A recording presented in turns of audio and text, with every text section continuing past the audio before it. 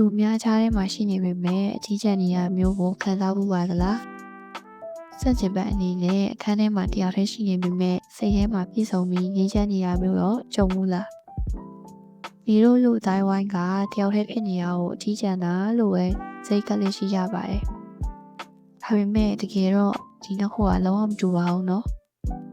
ဒီနေ့ထောက်ကွေ့မေ channel မှာတော့တယောက်တည်းရှိနေခြင်းကရရှိနိုင်တဲ့ခွန်အားတွေနဲ့ကိုယ့်ကိုယ်ပြန်လဲမိတ်ဖွဲ့ခြင်းအကြောင်းပြောပြသွားချင်ပါတယ်ဗီဒီယိုလေးမစခင်မှာဒီပြပြတဲ့အကြောင်းအရာတွေကိုစိတ်ဝင်စားတဲ့သဘောချရဲဆိုလို့ရှိရင်ထောက်ကွေ့မေ channel လေးကို subscribe လုပ်ထားပေးကြပါအောင်เนาะဒီ channel ဆိုတာကဒီလိုတယောက်ကိုလိုချင်ပေမဲ့မရှိတဲ့အခါခံစားရတဲ့နာကျင်မှုပါ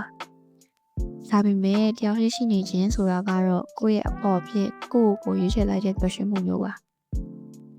ပထမဆုံးအနေနဲ့တယောက်တည်းရှိနေခြင်းကကိုယ့်ကိုပိုသိလာစေပါတယ်အဝင်းကျင်ကအတန်တွေတိတ်ဆိတ်သွားတဲ့အခါမှာကိုယ်နှလုံးသားကဘာပြောနေလဲဆိုတာကိုမေတို့သိချပြန်ကြားရတာပါကိုယ်တကယ်ဘာဝဝါသနာပါတာလဲကိုယ့်ရဲ့တန်ဖိုးကဘာလဲဆိုတာကိုဘယ်သူရဲ့လှုပ်မှုမှမပါပဲပြန်လည်ဆက်စစ်နိုင်တဲ့အချိန်ကောင်းပါပဲဒုတိယမြောက်အချက်ကတော့စိတ်ပိုင်းဆိုင်ရာလွတ်လပ်မှုပါ။ကြောင်လဲနေတတ်တဲ့သူတွေကတခြားသူတွေရဲ့အတိအမှန်ပြုမှုကိုသိမလို့တော့ပါဘူး။ကိုယ့်ရဲ့ပျော်ရွှင်မှုကိုတခြားသူတွေရဲ့လက်ထဲမှာပေါ်မထားတော့တဲ့အတွက်စိတ်ပိုင်းဆိုင်ရာမှာပုံပြီးချန်ခိုင်လာပါတယ်။ကြောင်လဲရုပ်ရှင်ကြည့်တာတရားလဲကော်ဖီတောက်တာရှက်စရာမဟုတ်တော့ပဲကိုထိလုံးနေရလို့မြင်ကြည့်ပါ။နောက်ဆုံးတစ်ချက်ကတော့ဖန်တီးနိုင်စွာတိုးတက်လာတာပါပဲ။ဝါချော်တီချွင်သူတွေလူပညာရှင်တွေကသူတို့ရဲ့အကောင်းဆုံးလက်ရာတွေကိုတယောက်တည်းတိတ်ဆိတ်စွာရှိနေတဲ့အချိန်မှာပဲဖန်တီးခဲ့ကြတာပါအတူရနေတဲ့ရှာဆိုင်ထောက်ပေါ်လာဖို့အတွက်မိတို့ကကိုအချိန်ပေးဖို့လိုအပ်ပါတယ်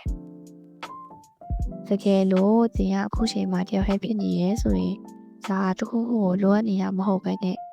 ကိုပြန်လဲပြုစုထူထောင်ဖို့ကိုရနေရလို့ပိတ်လိုက်ပါမရှိလို့ဒီချက်နေရထက်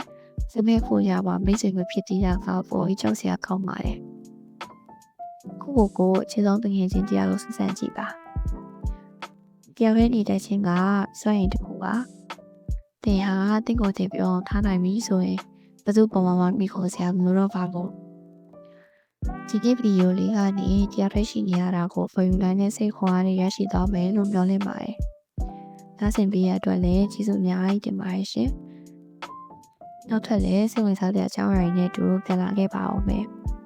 အားလုံးပဲငြိမ်းချမ်းတဲ့တနေ့တာကိုပိုင်ဆိုင်နေကြပါစီရှင်